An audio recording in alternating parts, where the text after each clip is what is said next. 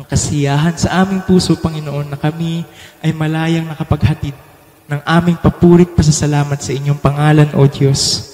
Lord, we pray na patuloy niyo po kaming samahan, patuloy niyo po kaming gabayan sa pakikinig ng inyong salita, Panginoon.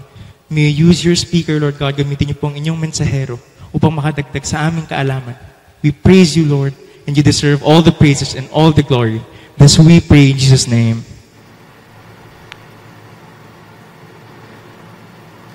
Matthew 10:13, if the home is deserving, let your blessing remain with them.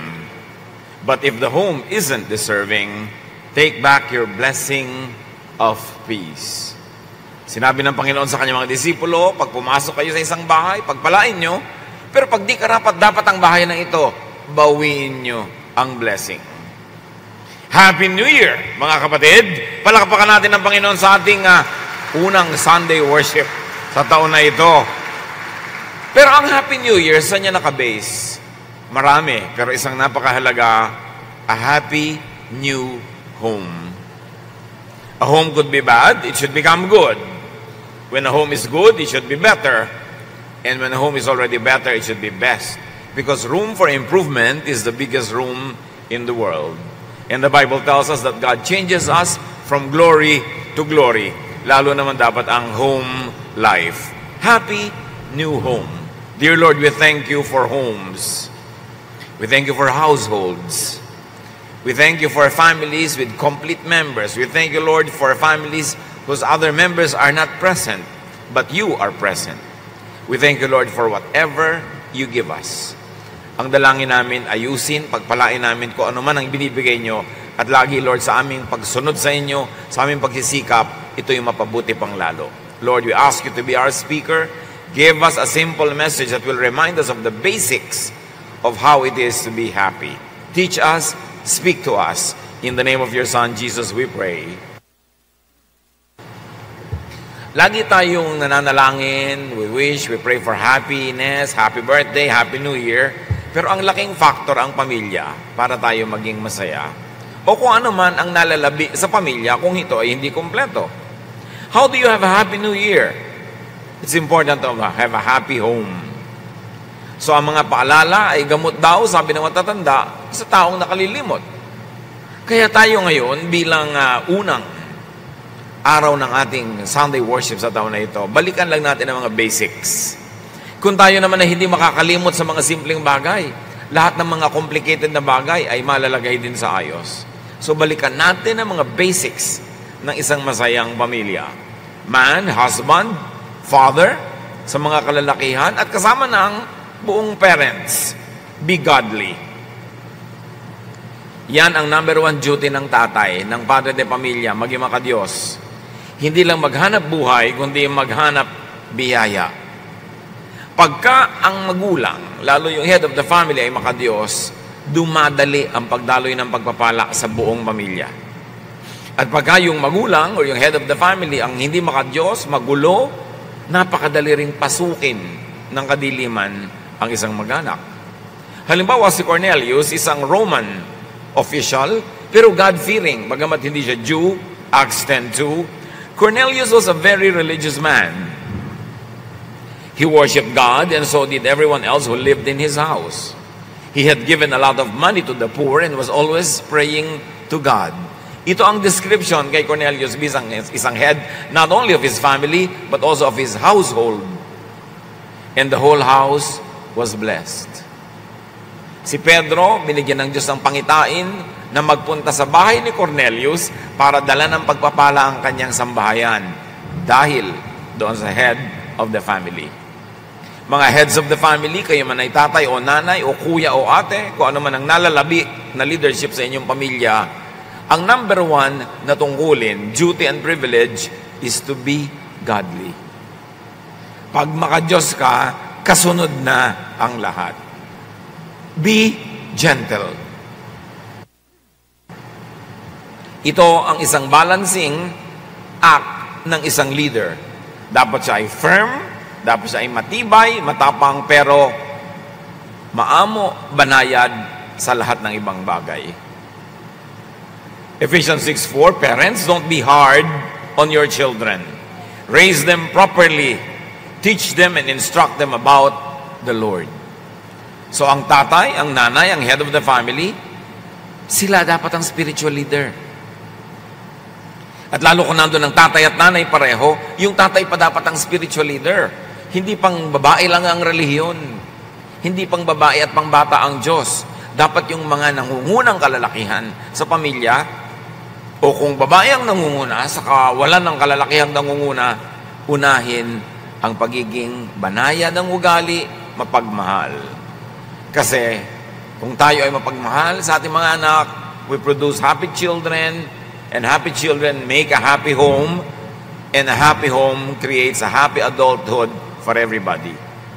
Marami mga pag-aaral sa psychology, psychiatry, and even sa sociology na nagpapatunay na pagka pangit, masaklap, masakit, mapait, malungkot ang pagkabata ng isang tao, madalas nakakaroon siya ng mga sakit na pangdamdamin na nagiging mahirap siyang makasundo, makasama pagtanda niya, o kaya nahihirapan siyang makipagkapwa-tao. Nahihirapan siyang magtiwala, nahihirapan siyang umibig kasi pinalaki siya na salat sa pagmamahal. Ang laki ng pananagutan ng mga tatay at ng mga nanay sa social problems ng isang bansa. Kasi ang social problems are created by people.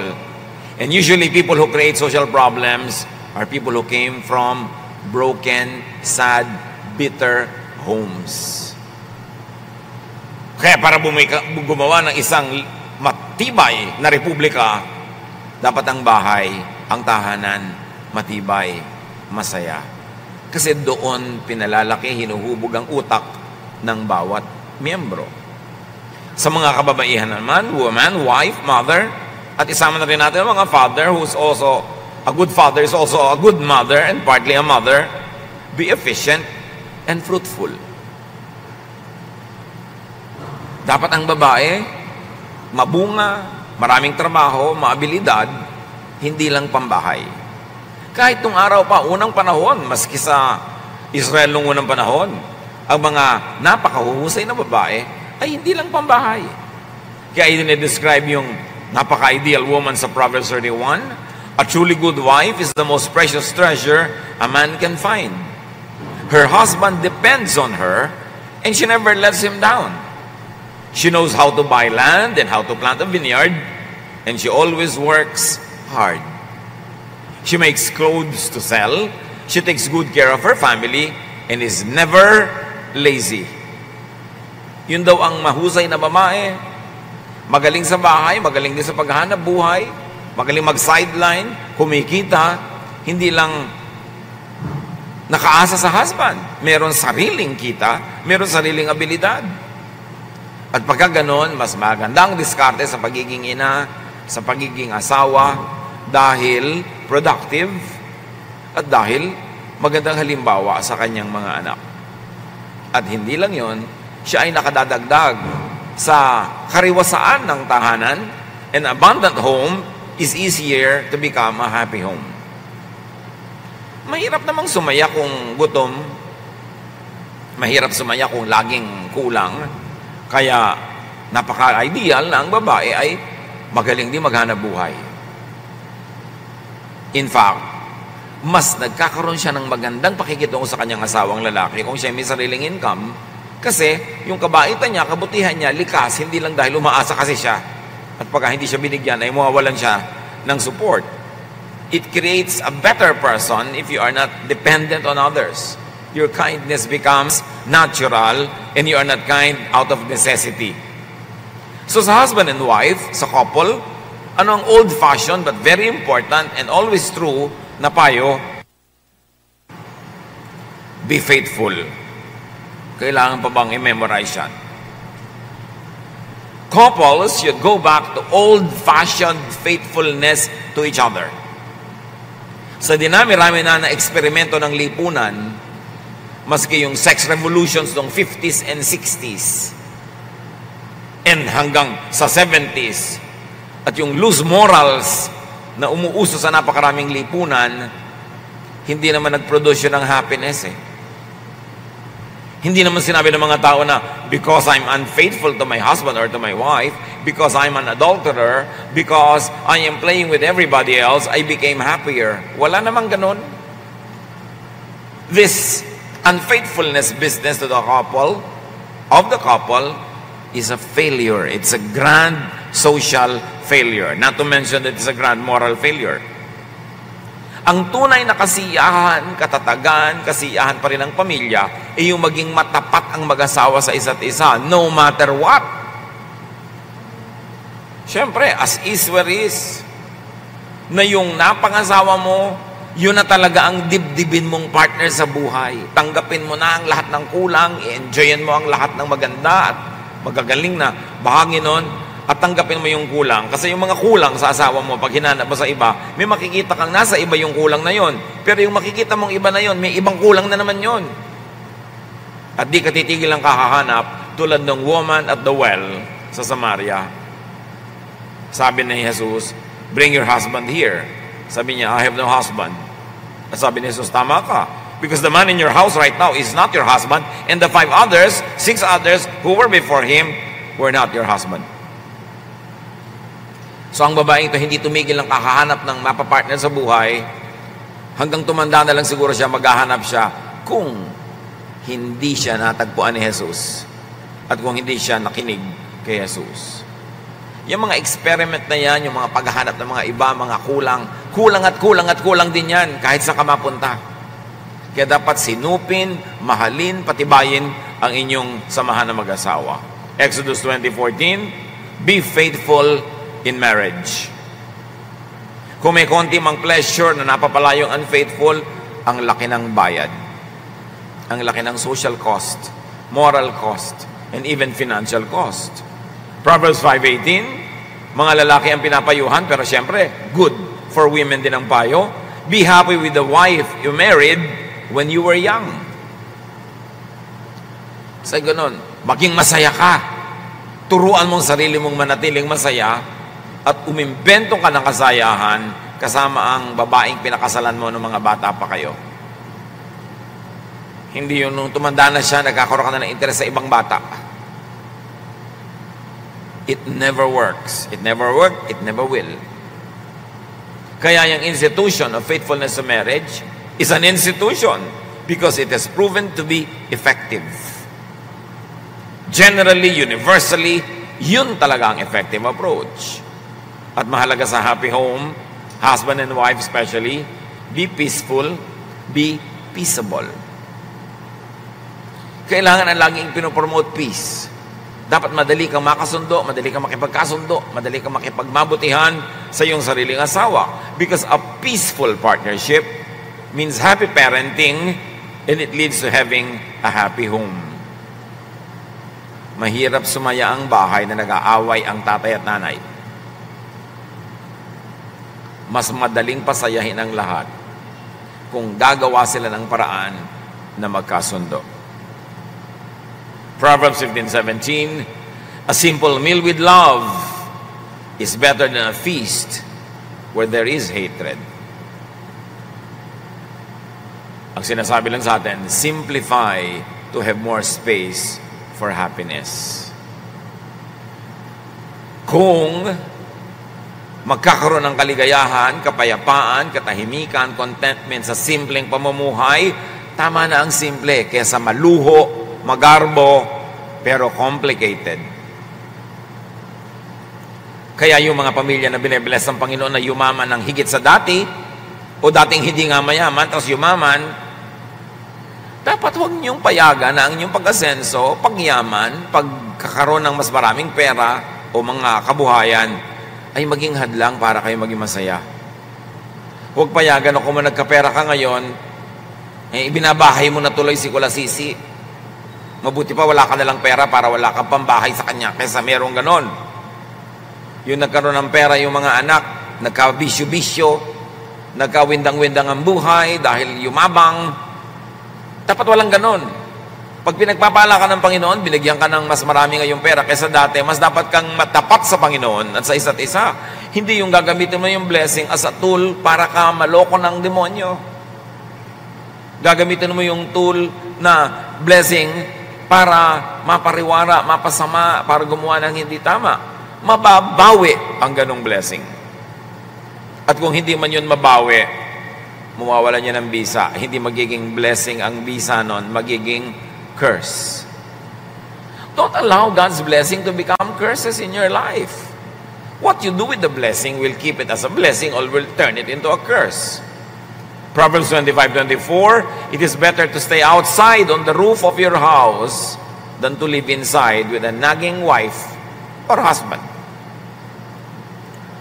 Yung mga bahay noon sa Israel, ang bubong nila, pwede ka dong matulog. Yun nga, yung mga upper room Flat kasi. Pero, maginaw kung maginaw, mainit kung mainit. Maulan, mahangin.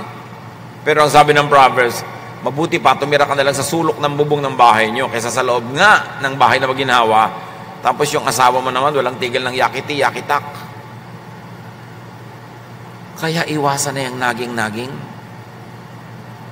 Wala namang nagbabago, kananag mo Meron ba? Yun namang ninanag, kaya hindi tumitigil yung nagger, kasi hindi ka nakikinig. Kung nakinig ka ba naman, di titigil na yan magnag. Pero dahil ayaw mong makinig, yun namang nagger, ayaw tumigil, pareho nila kayo mag-ceasefire para tumahimik ang buhay. Kung dakdak ka ng dakdak, wala naman nakikinig, sayang ang pagod, nagkakalayo-layo lang ang mga loob nyo, manahimik na lang, lunukin ang laway, magtiyaga, magtiis. Yun ang sikreto ng masasayang pamilya, hindi yung nasisiyahan ka lagi sa mga kasama mo sa buhay, kundi tinuturuan mo sa sarili mong tanggapin sila, enjoyin ang kanilang mga katangian, at patawarin, takpan ng pag-ibig ang kanilang mga kakulangan. Do not unnerve one another. Do not get into each other's nerves. Huwag niyong laging inisin ang inyong asawa, ang inyong anak, ang inyong magulang, kasi yung bahay para yung swimming pool. Bawat pangiinis mo, pagtalikod mo sa tungkulin, pagtataksil mo, nagbubuhos ka ng lason doon sa pool, na kayo-kayo naman ang lumalangoy-langoy din doon, kayo din ang malalason. Bakit lalasunin ang sariling tahanan?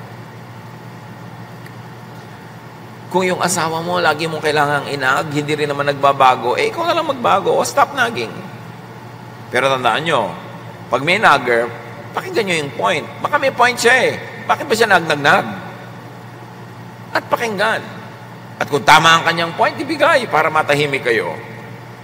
Pero dahil nga hindi naman lahat ng tao nagkakasundo kung ano ang tama, kung ano ang pinakamabuti, magpatawaran na lang, magpasensyahan at tigilin ang mga ugali at asal na nakakapagpagalit sa kapwa. Kahit ka pa tama, pag nagalit mo siya, mali na ang bunga para sa lahat.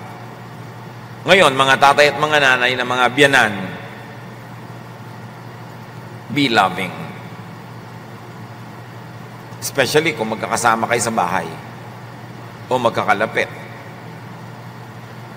Tulad sa Ruth 3:1, nung namatay ang anak ni Naomi, sabi niya sa kanyang manugang na si Ruth, "It's time I found you a husband who will give you a home and take care of you." Napaka-thoughtful na biyanan. Sabi niya, namatay na ang anak ko, biyuda ka na, panahon na para ihanap kita ng mapapangasawa mo para magkaroon ka ng sarili mong tahanan at may mag-alaga sa iyo. Ang sarap na biyanan. Iniisip ang kapakanan ng kanyang manugang.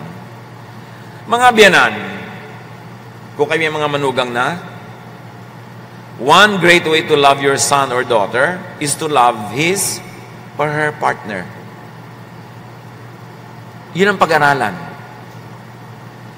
Titigil ang gulo ng planeta kung pag-aaralan ng biyanan na mahalin yung manugang. Mahal kasi ng anak mo yan. Mahal ka rin. Pag lagi mong hinati ang puso ng iyong anak, lagi mong sisirain ang iyong manugang, lagi kang magdadrama, magpapaawa, aawayin mo ang iyong manugang, yung anak mo nagdurusa. Gusto mong bang gawin sa anak mo yun na nagdurusa siya? Mahalin ang mahal ng inyong anak para tahimik ang planeta. May kilala nga ako isang lalaking lagi nag-aaway ang kanyang nanay at ang kanyang asawang babae. Gusto na niya magbaril sa sarili.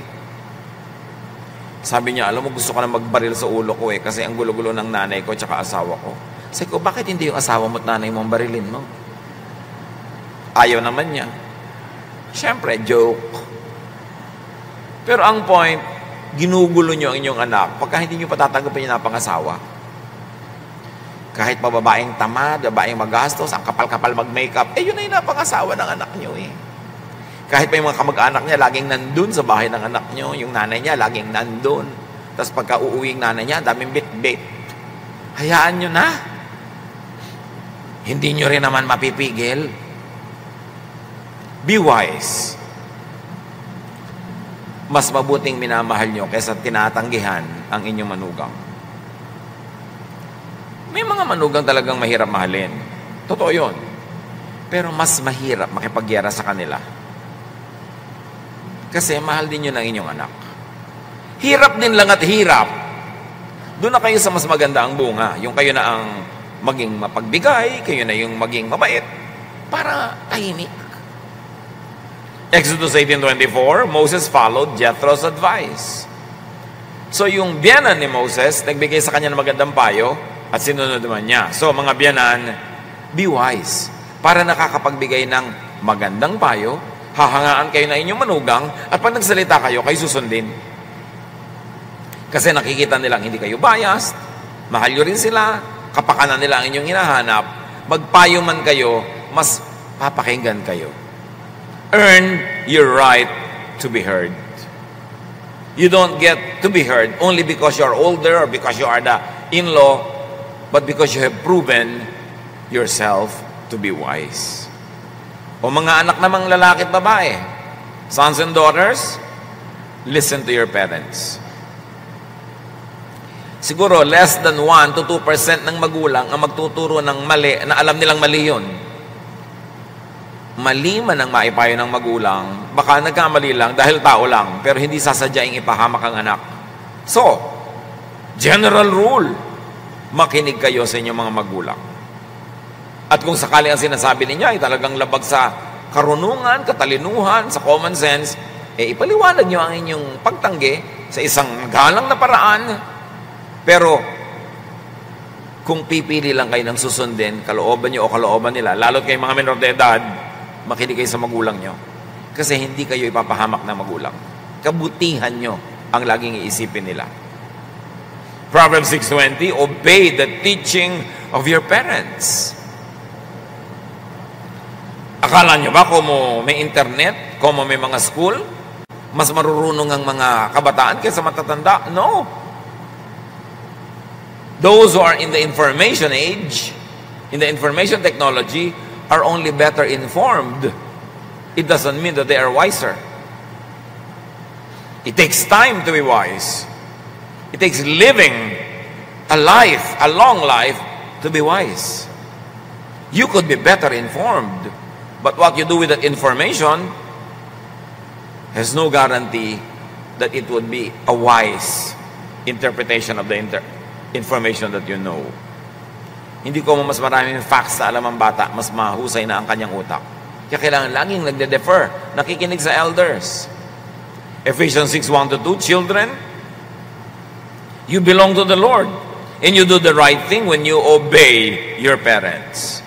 The first commandment with the promise says, obey your father and your mother. Go back to that old-fashioned template na sumunod. Mga bata kasi akala nila, alam na nila. Lalo ang mga bata ngayon, mas maagang kumikita ng pera, mas maraming pera ang kabataan ngayon kaysa nung araw. And sometimes they interpret their financial independence as really independence from the spiritual guidance of their parents. Yun yung blessing na nagiging curse. Dapat kahit may kotse ka, kaya mong lumayas ng lumayas, umandar ng umandar, makikinig ka pa rin sa magulang mo, pagka pinipigil ka.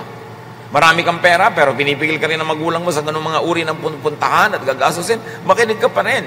Don't let that blessing, material blessing, the freedom that society gives you now, don't turn it into a curse. Listen to the wisdom of those who have lived a life longer than yours. And children, bring joy to your home. not problems, not troubles. Ang iuwi nyo sa bahay, kasiyahan. Magbabalita kayo sa magulang nyo yung maganda, yung masaya. At kung meron mang hindi maganda, hindi masaya, dahil lang beyond your control. Bawat isa may pananagutan na mag-ambag sa ikabubuti ng pamilya. Alam namang tatay mo lang yung nagpapabuti ng pamilya nyo, tapos lahat kayo, winawaldas nyo yung pamilya nyo. O nanay lang yung gumagawa ng mabuti, tapos yung tatay hindi, mga anak hindi. O anak lang ang gumagawa ng mabuti, yung mga magulang hindi. It will never work. It will have to be everyone's effort. Home nyo yan eh. Dapat lahat may contribution. Proverbs 15:20, children with good sense make their parents happy, but foolish children are hateful to them. Mga anak, mga kabataan, sa ginagawa nyo, huwag nyo lang isipin ang inyong kasiyahan. Isipin nyo rin mabigyang kasiyahan ng inyong mga magulang sa inyong mga pinagagagawa. Pag ginagawa nyo maganda, mabuti, nag-e-enjoy kayo, mag-e-enjoy din ang mga magulang nyo. Kahit kayo yung primary beneficiary ng ginagawa ninyo. Basta't mabuti at tama, mag-e-enjoy din sila. Pero hindi yung pleasure ngayon, bukas, sorrow and pain and bitterness, makinig kayo sa inyong mga magulang. Mas maraming napapahamak sa hindi pakikinig sa magulang kesa sa pakikinig. Ngayon, mga manugang, son and daughter-in-law, like the parents-in-law, be loving. Gaano karami sa inyo dito ang may biyanan? Bihira naman ang katulad ni Eva at Adan, napakapalad, walang biyanan. Pero after them, everybody else had. And now everybody else has. Be loving. Si Naomi, napakabuti kay Ruth. Ang manugang niyang si Ruth, lalo namang mabuti kay Naomi. Ruth 1:16, sabi kasi ni Naomi, umuwi ka na sa sarili mong bayan, patay na ang anak ko na asawa mo, mag-asawa ka, have your own life. Ruth answered, please don't tell me to leave you and return home. I will go where you go. I will live where you live. Your people will be my people. Your God will be my God. Biruin yung manugang to. At ako, may mga kilalang magbiyanan talaga, ganyan ka-sweet. Makita mo lang sila, sumasaya ka na. Magbiyanan na talagang daig pa ang tunay na mag-ina. Nagmamahalan sila. One great way to love your partner is to love his or her parents. Mahal niyo ang asawa niyo, mahalin niyo ang magulang niya. Huwag niyong turuan yung asawa niyo na maging suwail. Huwag niyong tuturuan ang asawa niyong lumayo sa sarili niyang magulang. At huwag niyo siyang ilalayo sa kanyang magulang. Hindi yung, pag may mga okasyon yung pamilya niyo, lagi na lang daladala mo yung asawa mo doon, pero sa okasyon ng pamilya ng asawa mo, absent kayo lahat. Hindi yun mabuti. Dapat nga, ito pang anak ka nagtutulak sa kanyang asawa na, upunta ka sa nanay. Kung hindi ka makasama, papuntahin mo. Ito, dalhin mo sa kanya, regaluhan mo. Ganito nang mabuti at makadiyos sa manugang. Mahalin mo ang magulang ng iyong asawa. And listen to your parents-in-law. Makinig. Huwag magdunong-dunungan. At kahit mas marunong ka pa, give them the honor na magsalita, makinig. At kung hindi man masama ang pinapayo, sundin. Exodus 18:24, Moses followed Jethro's advice. Si Moses na yun, nakinig pa sa biyanan. Sino ka para hindi makinig? Yan ay kakatahimik ng mundo, hindi yung mga kabaligtaran. Mga biyanan na nakipag-away sa manugang na nakipag-away sa biyanan, walang katapusang gulo yan. At dapat natutunan natin that it never works. And if it doesn't work, change it. If the shoe does not fit, don't wear it. At sa lahat naman ng miyembro ng pamilya, everyone provide for the family. Mag-contribute. Kung pwede ka nang maghanap buhay, kumita, maghanap buhay ka, kumita ka, mag-contribute ka sa gasto sa bahay. At kung hindi ka pa pwede maghanap buhay, dahil sobrang bata pa, o sobrang matanda nang hindi na pwedeng maghanap buhay, tumulong naman kayo sa pagtitipid, sa pagko-conserve, sa pag-aalaga ng resources ng pamilya. 1 Timothy 5:8, people who don't take care of their relatives, and especially their own families, have given up their faith. They are worse than someone who doesn't have faith in the Lord. Ang sino man daw na hindi kumukupkop, tumatangkilik, tumutulong sa kanyang sariling pamilya, ay tumalikod sa Diyos. Mas masahol sa mga taong walang pananampalataya sa Diyos. So, being good to your family is high religion. Pero tatandaan nyo ito ha, hindi lang one yung good, tapos lahat ng iba bad. Dapat hindi ganun. Hindi lang isa yung naghahanap buhay, tapos yung lahat yun ng iba, nagwawaldas. Hindi lang isa yung nagdadala ng makakain, tapos yung iba kain lang ng kain, dapat lahat nagdadala. O tumutulong man lang ng conservation, ng pagtitipid. Everybody in the family should give and contribute to family finances. Do not just take. Pagka ang isang tahanan ay one-income family, usually, lagi na lang kulang ng pera. O lagi na lang na may nangaabuso. Dapat lahat mag-contribute. Kasi lahat nagko-consume. And very importantly, everybody in the family, learn to forgive.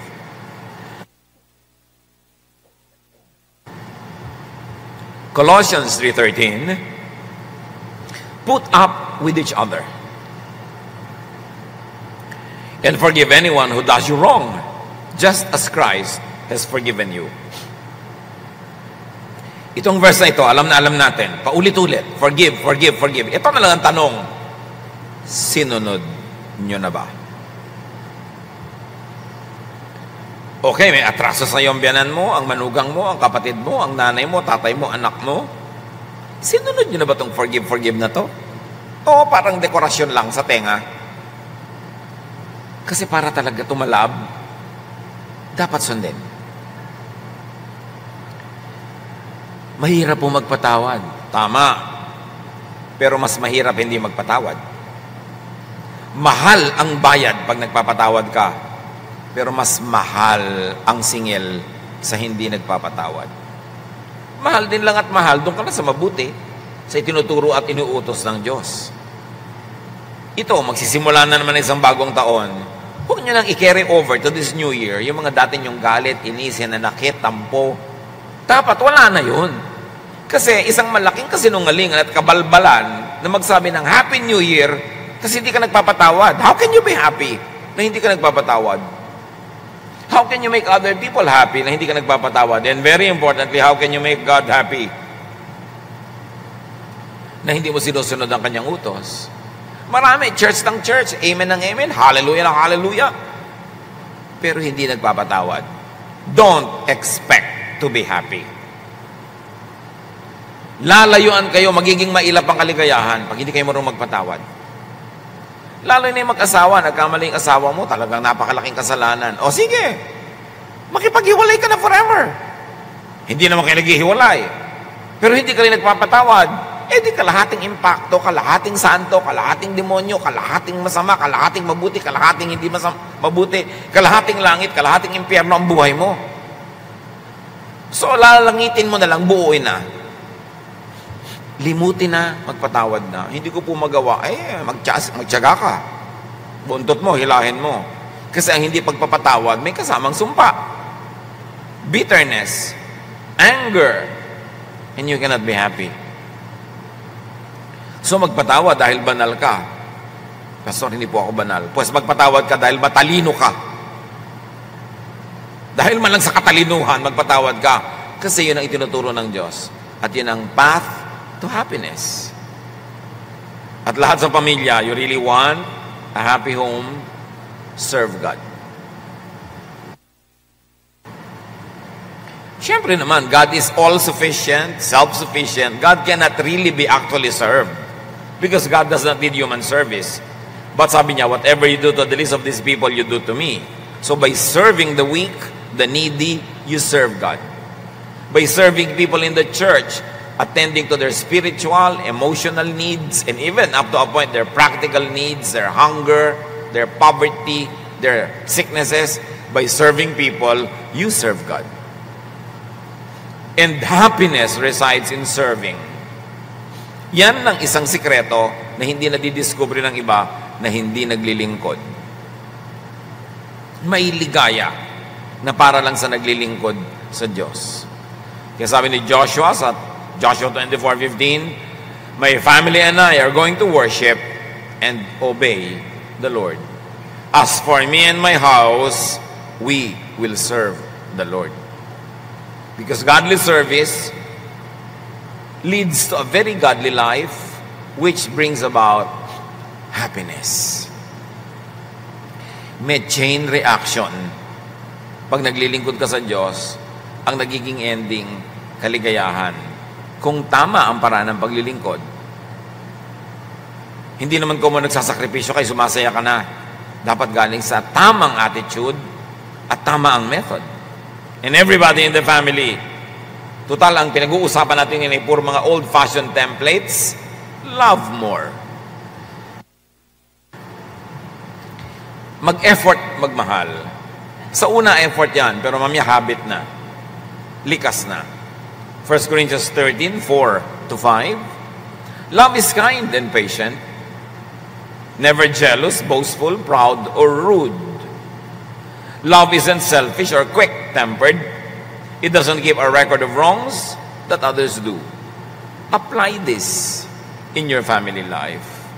Maging mabait, pasensyoso, huwag managhili, mainggit, magselos, huwag mayabang, huwag magaspang, huwag madaling magalit, huwag maging makasarili, at huwag maglista ng lahat ng mga kamalian ng kapwa. Limutin, ilista sa tubig ang mga pagkakamali ng family members. And very importantly, parents or elders in the family, train children in love. May mga pamilya na hindi maibigin ng mga miyembro sa isa't isa kasi hindi sila pinalaki na nagmamahalan, hindi sila tinuruan. Itinuturo rin yan eh. Merong mga magkakapatid, sobrang magmahalan. May lagnat lang o may bulutong lang yung kapatid eh. Nakaluksa na tong isang kapatid. Meron naman talagang nagkanda, windang-windang na yung kapatid niya, okay lang. Paano sila pinalaki? Turuan ng mga magkakapatid na magmahalan, magbigayan. By example. At paano itinuturo ng mga magulang yan? Kung paano minamahal ang mga kapatid mo, doon mo itinuturo sa mga anak mo kung paano sila magmamahal ang magkakapatid. Yung mga ate at kuya, paano kayo nagmamahalan, paano nyo minamahal ang mga kapatid nyo na kababata, yun ay malaking impluensya sa kanila. Dapat ang pinapauso ng matatanda, love, not selfishness. Kaya kadalasan, pag yung ate at kuya, selfish, hawa-hawa na hanggang lahat ng mga kapatid na mas bata. Pag selfish yung mga magulang, nagiging selfish din ang anak. Kasi we teach by example. Ang laki-laki ng pananagutan natin pag may bata sa bahay. Kasi lahat ng sinasabi, hindi sinasabi natin, ginagawa at hindi ginagawa, nakatatak sa isip nila. At nahuhubog natin ang pagkatao nila, alaman natin o hindi, sinasadyaman natin o hindi, sa pamamagitan ng pagtrato natin sa kanila sa bahay. So in the home, lift each other up. Magpurihan. Magpasaya ng kalooban. Proverbs 31:28-29, yung daw babaeng uliran, her children praise her, and with great pride, her husband says, there are many good women, but you are the best. Pinupuri dapat ng asawang lalaki yung babae, pinupuri ng babae yung lalaki, pinupuri ng mga anak nila, pinupuri ng anak ng mga magulang. Maraming bahay, kabaligtaran. Pintasan ng pintasan, siraan ng siraan, nag-iinsultuhan, nanglalait ng isa't isa. Anong natatanim sa puso? Galit, inis, hindi pag-ibig. So magpurihan, imbes magsiraan. Siyempre yung puri naman na nakabase sa katotohanan, hindi naman yung guni-guni at pantasya. Na alam mo naman talagang hindi kagandahan ito. Isa sabi mo, ikaw ang pinakamaganda dito sa barangay natin. Yung dapat realistic. May mahahanap ka at mahahanap na laging mapupuri. Kailangan laging pinupuri. Bata, hindi lang pinupuri, dapat balance. Itinutuwid din na mali. Pero pinupuri. Pag marunong kang pumuri, pag sinasabi mo na yung mga mali, hindi magagalit sa'yo. Kasi alam niya, hindi ka biased. Pinupuri mo ang dapat purihin at tinutuwid mo ang dapat ituwid. So elders and seniors, be wise. Mga matatanda na, akala nung iba pag matanda na, wala na silang papel sa buhay. No. Ang laki na impluwensya nyo sa pamilya nyo kung sila'y mag-aaway o magkakasundo, kung tatahimik o hindi. Huwag tumanda lang, dapat may pagkatandaan. Mga matatanda sa pamilya, huwag kayong kakampi pag may nag-aaway-aaway. Dapat neutral kayo. Bakit? Para pag pumunta sa inyo tumingi ng payo, makikinig kasi alam nila, neutral kayo eh. Hindi yung lola ka, meron kang paboritong apo, kinakampihan mo kahit na anong gawin. Hindi yung may pamangkin ka, yun lang ang paborito mo, yung iba hindi. Proverbs 16:31. Gray hair is a glorious crown worn by those who have lived right. Yan daw pumuputing buhok, o yung equivalent niyan, ay parang korona, maluwalhati na korona na mga taong namuhay ng tama at tumanda ng may pinagkatandaan. Kaya may mga pamilyang hati-hati, kadalasan yung mga matatanda, may kinakampihan. Pag ikaw ang pinakamatanda, wala ka dapat kakampihan para ikaw ang Supreme Court. Lahat ng mga sumbong, pag dinala sa'yo, nagbigay ka ng payo, makikinig sila. Pag sinabi mong, o ikaw, ibigay mo na sa kapatid mo yung piano, o ikaw, huwag mo nang agawin yung kaprasong bukid. Pag nakinig sa'yo, nakahil, alam nila, wala kang kinakampihan. Pag yung pinakamatanda sa pamilya ay hindi pinapakinggan dahil kakampi niya yung group 1, pero yung group 2 galit din sa kanya, nawalan ka na ngayon ng karapatan maging matanda ng pamilya. Dapat ikaw yung pinakamataas na hukuman na pag ikaw nagbigay ng pasya, makikinig ang lahat dahil alam nilang ang iniisip mo lang ay para sa kabutihan ng lahat.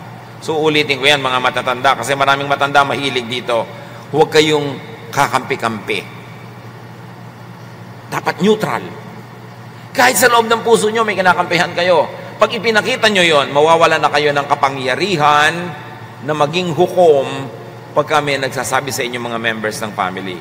Because you will no longer be credible. Kailangan sikilin yung damdamin na may pinapaboran. Maging neutral para may saysay ang inyong old age at may makinig pag nagsasalita kayo. Hindi kayo sinusuway kasi alam nilang kabutihan ng lahat ang mahalaga sa inyo. Mga matatanda, unite, do not divide the family. Sad to say, may mga magulang, sila pa yung dahilan kaya yung mga anak at manugang nila nag-iwalay. Imbes, pauwiin yung anak na nagtatampo doon sa asawa, dito ka na lang, huwag ka na bumalik sa kanila. Dapat anak, may asawa ka na, bumalik ka dun. Itama mo ang mga mali mo, at yung mga mali ng asawa mo, dalhin mo siya dito, kakausapin ko siya. Makikinig ang manugang sa inyo pag alam nilang hindi kayo kamping-kampi sa anak nyo. Kundi ang kinakampihan nyo, yung totoo, yung makatwiran, yung maganda. Huwag lang yung konsintihin ng anak. Dapat kita din ang manugang nyo na kinakampihan nyo rin siya pag siya ang tama. Para hindi kayo mawala ng persuasive power. Hindi kayo mawala ng saysay. Dahil pag bumukang inyong bibig, kayo ipapakinggan. Huwag hatiin ang pamilya. Kung kayo may mga anak, magpapamana kayo, be fair. Huwag lang yung paborito nyo ang maraming-marami kasi anak nyo lahat yan. Pagka ang matanda kasi ang may paborito, nakakanda, windang-windang ang buong mag-anak. Dapat neutral. Dispense wise and godly counsel when asked and when needed. Hindi ko mamatanda, bigay kayo ng payo, hindi naman kayo tinatanong. Dapat antayin nyo rin hingang kayo ng payo. Earn your right to be heard. So, ito ang isang pinakamalaking tukso sa matanda na bigyan ng hatol ang lahat ng kaso. Dapat hayaan nyo rin yung mga bata mag-isip kung ano gusto nilang gawin sa buhay nila. Iba na ang panahon, may mga iba ng method, ibang pamamaraan, ibang mga pagpapahalaga. Hindi natin kailangang isiksik ngayon kung ano ang pamamaraan natin nung unang panahon. Pero kung tayo ay nakikita nila niya neutral, matalino, tatanungin at tatanungin nila tayo. So mas mainam, antayin natin tayo'y tanungin kesa kada liko ng mukha natin, lahat ng titingnan natin tayo'y nakikialam, nanghihimasok, nagpapayo. makakainisan tayo nun. So pati mga matatanda, dapat ding lumagay sa lugar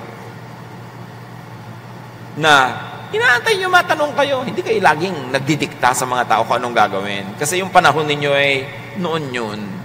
At dapat nating tanggapin na marami nagbabago sa panahon. Hindi naman ko ibig sabihin nagbago, napasama eh. Pero dapat din nating i-recognize, nagbabago ang panahon. Huwag natin laging ipilit yung kinalakihan natin nung panahon ng Hapon. Kasi iba na ngayon. Lumagay din sa lugar. Live in the present.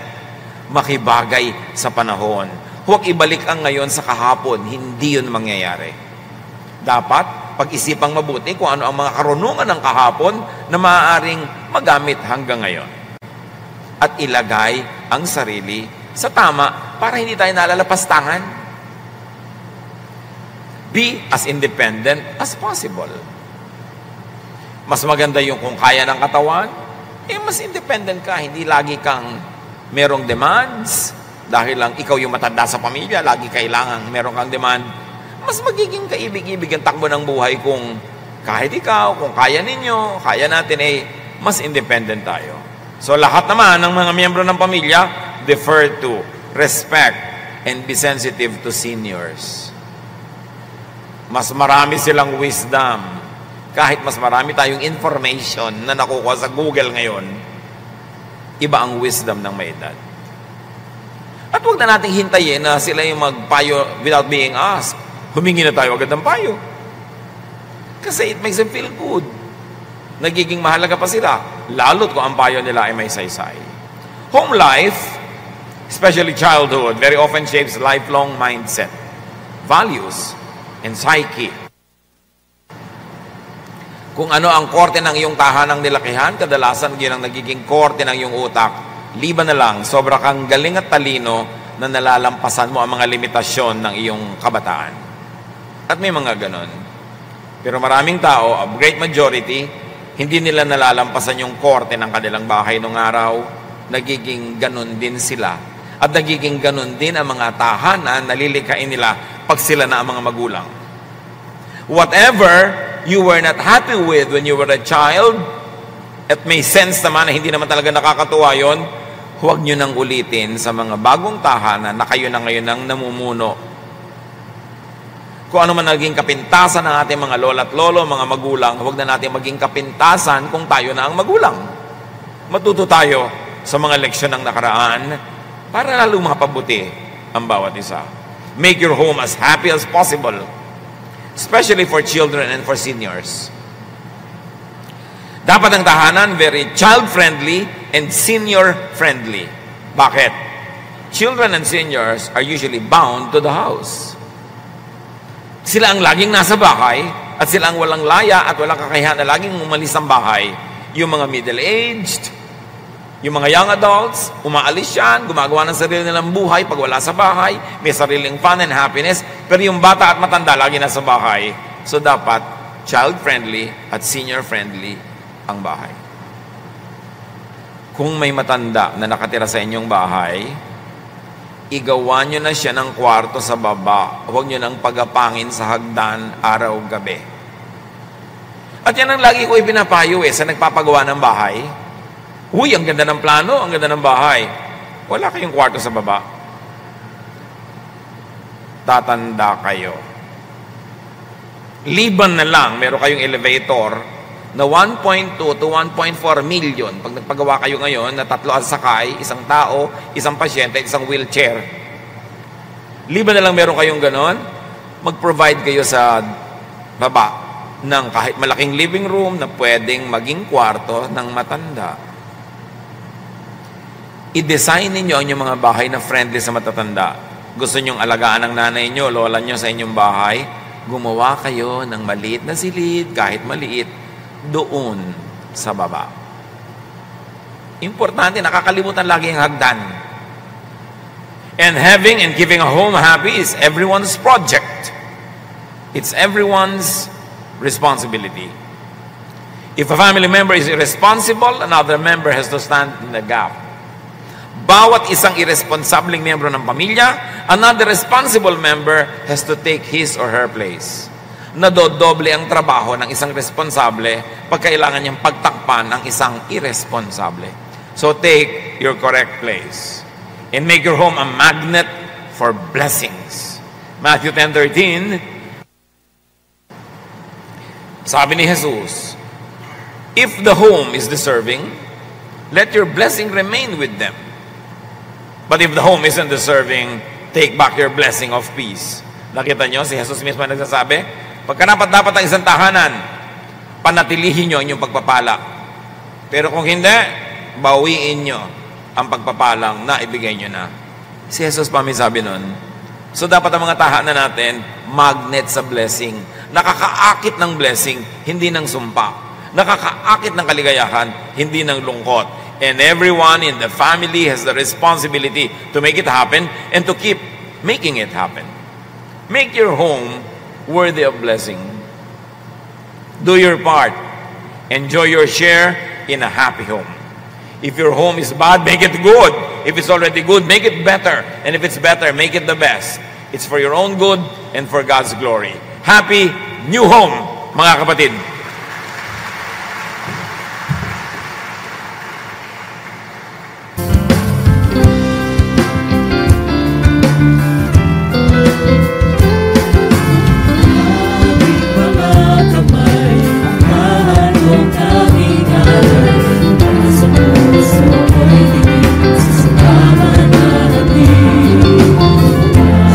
Salita mo ay panaganapin.